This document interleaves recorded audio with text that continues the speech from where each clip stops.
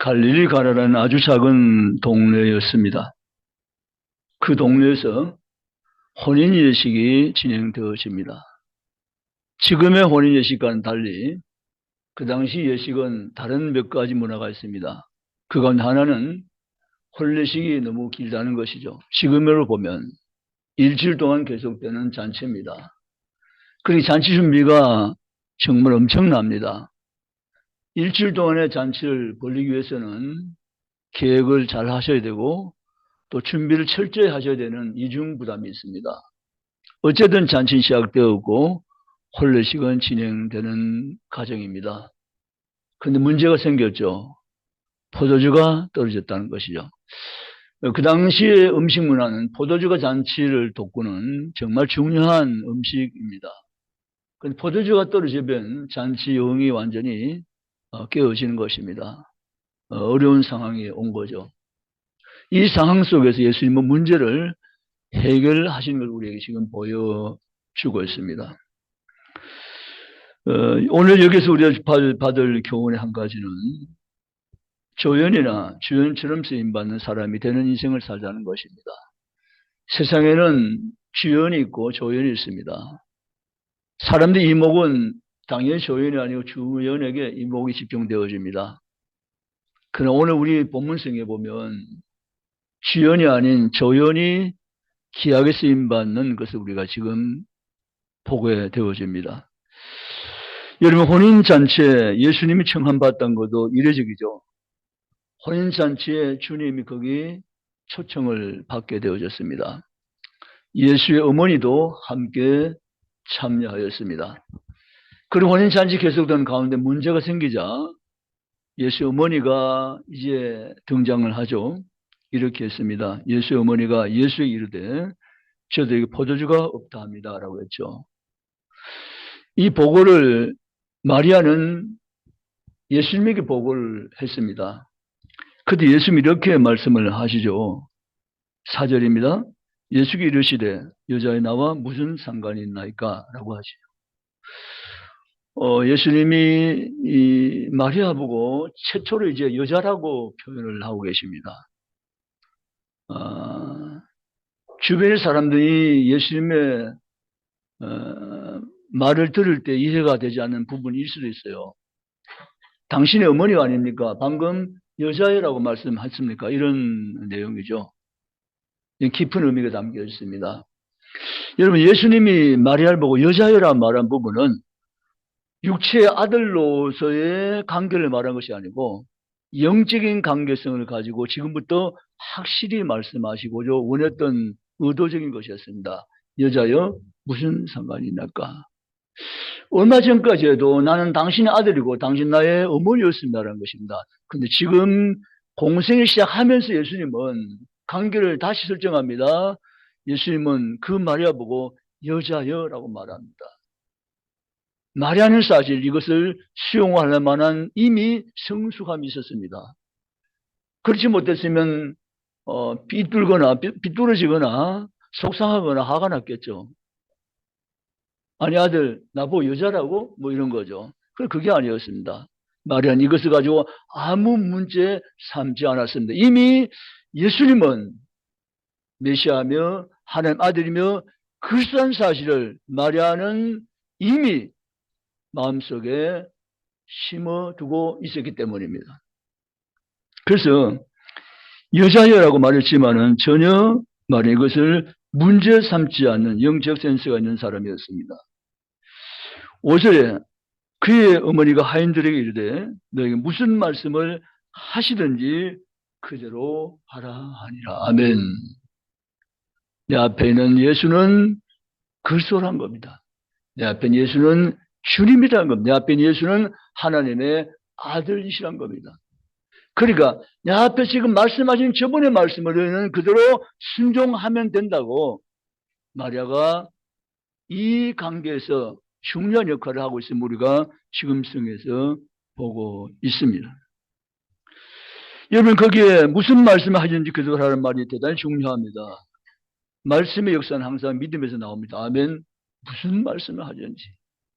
오션에서 비슷한 어떤 원리가 나왔지만 무슨 말씀을 하셨는지 말씀에서 항상 너희가 믿음의 반응을 가지고 말씀한 믿음의 반응 가지고 너희가 반응하면 하나님이 그 믿음을 가지고 하나님은 일하시고 역사하신다는 사실 우리에게 지금 보여주고 있는 장면입니다. 여러분 거기 하인들이 이 말을 듣고는 행동하기 시작합니다. 그 뒤에 유대인의 정결의식에 따라 두째 두는 돌항아리 여수의 노연지라 예수께서 이르시되 항아리에 물을 채우라 하신지라고 말합니다. 예수님은 항아리에 물을 채우라고 말씀하셨습니다. 이때 하인들은 반응합니다. 항아리에 물을 채우기 시작하는데 오늘 성경 말씀 보니까 아기까지 채우리라. 예수님은 아기까지 채우란 말씀은 하지 않으셨습니다. 물을 채우라고만 하셨습니다. 근데 이들은 아기까지 물을 채웠습니다. 정말 아름다운 봉사와 순전한 순종의 모습을 우리는 지금 보고 있는 것입니다. 이들은 기쁨으로 순전한 믿음으로 하나님의 말씀, 예수님 말씀에 그대로 반응하면서 물을 기쁨으로 채워간 헌신의 사람들을 우리가 지금 보고 있는 것입니다. 사람들은 누구의 어떤 그 시선 때문에 움직이는 사람도 참 많이 있습니다. 그리고 시선 때문에 행동하기 시작하는 사람도 있죠. 그러나 이분들은 시선 때문이 아니라 예수님 말씀을 순전히 받아서 그대로 순종하는 순전한 믿음의 주인공들, 오늘 하인들의 모습인 것을 지금 보고 있는 것입니다. 우리도 이렇게 주님 앞에 반응하는 그리스도로 살아가시기를 주님의 이름으로 축복합니다. 아이까지 채우는 것 말이죠. 적당히 채우는 거 아닙니다. 눈 가림하는 거 아닙니다. 아이까지 성실하게 순전하게 이들은 순종했고 반응했고 행동했다는 사실입니다. 예수님은 그것을 지금 바라보고 계십니다. 그리고 예수님은 이제 물을 채운 것을 보시고 예수님이 이어서 이렇게 말씀하시죠. 8절입니다. 이제는 떠서 연회장에게 갖다 주라라고 말씀하십니다. 주님의 말씀은 채우라, 갖다 주라 이것이었습니다. 근데요, 두 번째 이 예수님 말씀은 행동하기가 정말 어려운 부분입니다. 이들 신분 하인입니다. 이 잔치를 주재한 사람은 연회장입니다. 근데 지금 물을 부었습니다. 근데 물을 채우라 했기 때문에 물을 부었는데 이 물을 연회장에게 지금 갖다 주라는 것입니다. 하인들도 지금 잔치의 분위기를 다 파악을 했습니다. 지금 포도주 없어 난리 난 거죠. 그런데 이 잔치를 주연한 연회장에게 포도주를 갖다 주는 것은 아무런 문제가 없는 것이고 잘한 것이지만 물을 갖다 주는 것은 이게 잘못하는 일이라는 것을 누구든지 상식으로 알게 되는 것입니다. 그런데 갖다 주란 것입니다. 이건 두 번째의 가닥은 순종하기가 쉽지 않은 부분입니다. 그래서 이 하인들은 연장물을 갖다 주라고 했을 때 순간 갈등도 있었겠지만 이들은 곧 순종했습니다. 물을 떴습니다. 물을 이동합니다. 물을 연장에 갖다 주는 행동을 이들은 가졌습니다. 그때 이들의 행동을 바라보신 예수님은 당신의 능력으로 기적을 행하십니다. 아멘. 물이 뭘로 변합니까? 포도주로 변했습니다. 우리 그리스도인들은 하나님 말씀에 대한 반응, 믿음의 반응을 정확히 할 수만 있다면 하나님은 그 반응을 보시고 하나님은 당신의 힘으로 당신의 능력으로 일하시는 하나님인 것을 성경대로 믿으시기를 주님의 이름으로 원합니다. 하나님 지금도 일하십니다. 누굴 통해서 일하십니까? 말씀에 대한 믿음을 가진 사람을 통해서 하나님은 일하십니다. 여러분 그런 하나님 믿고 의지하면서 경험하는 성도가 다 되시기를 주님의 이름으로 축복합니다. 이들이 갖다 주었습니다. 순전한 믿음이죠. 순수한 믿음입니다. 계산 없는 그러한 귀한 믿음입니다. 계산 없습니다. 주님 시킨 대로 했을 뿐인 것입니다. 그랬더니 여자는 물을 먹은 것이 아니고 벼된 포도주를 맛보게 되어집니다. 그게 9절이죠.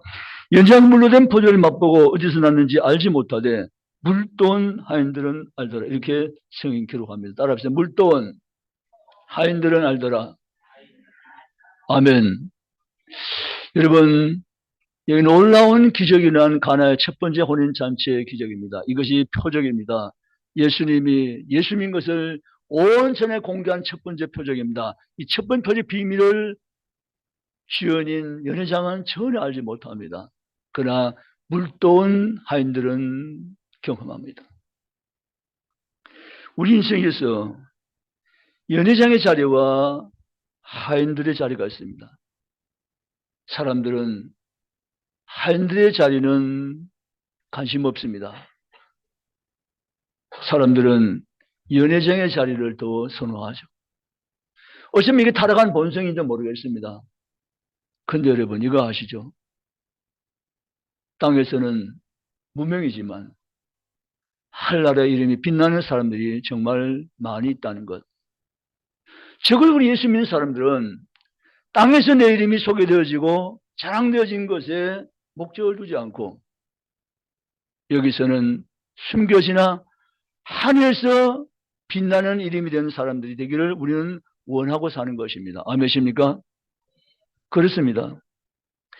연회장이 데려간 사람 많지만 하인 데리고 하는 사람이 찾아보기 힘든 이때에도 묵묵히 하인의 길을 걸어가는 하나님의 사람들이 있습니다. 주님 앞에 쓰임받는 사람들이 있습니다. 하나님의 영광을 위해서 순종하며 그 길을 걸어가는 수많은 사람들이 지금도 이 땅 가운데 살아가고 있는 것입니다. 그러게 오늘도 우리는 이 땅을 살면서 연장이 데려가지 말고 우리는 하인이 되는 길을 택해서 주님 앞에 쓰임받는 성도가 우리 모두가 다 되시기를 주님의 이름으로 축복합니다. 그날의 연회장은 포도주가 어떻게 만들어졌으며 나오는 과정도 모르고 하나님 기적을 느끼고 처음지도 보지 못한 채 그렇게 자기의 자리를 지키고 있는 사람이었습니다. 감각적인 포도주 맛에만 맛본 유괴 사람이었습니다. 그러나 하인들은 달랐습니다. 말씀에 순종했습니다. 돌 항아리에 물을 가득 채웠습니다. 갖다 주라는 예수님 말씀에 순종해서 물을 퍼서 열장에 이동시켰습니다. 그들은 모두가 기적을 아는, 기적의 비밀을 아는 기적의 처음에 주인공이 된 것입니다. 지금도 마찬가지입니다. 세상 가운데는 연회장을 사는 사람들이 수없이 많이 있습니다. 그러나 지금도 오직 하나님 말씀에 순종함으로 반응하면서 이 땅을 살아내는 수많은 무명의 사람들이 있습니다. 그들은 뭘 하늘에서 영원히 빛나는 주인공이 될 것을 믿으시기를 주의 이름 축원합니다. 열심히 이 사실을 더욱 집중으로 교육하시기를 원하셔서 마태복음 23장에 중요한 말씀을 남기십니다. 마태복음 23장 옮겨가 보면 예수님은 이렇게 설명하십니다. 예수님 보시는 눈앞에 있었던 현장들 예수님은 그들에게 다시 기억해 만듭니다. 5절입니다.